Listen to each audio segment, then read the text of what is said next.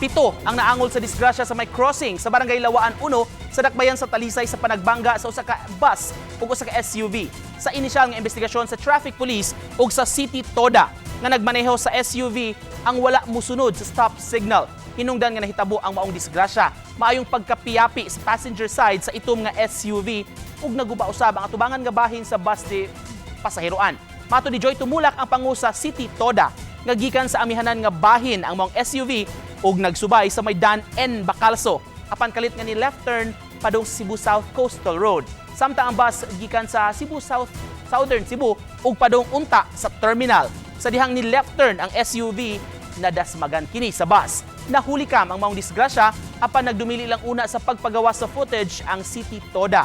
Samtang ang amahan sa driver sa maong SUV nagdumili na sa pagpa-interview at tubangan sa camera. Apan miangkon nga dunay sayop ang iyang anak. Nagkasabot pa hinuon ang duha ka mga habi.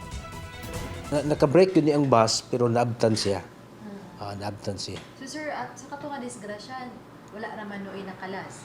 Wala rin na nakalas apan nakaangkon lang og grabing damage ang auto.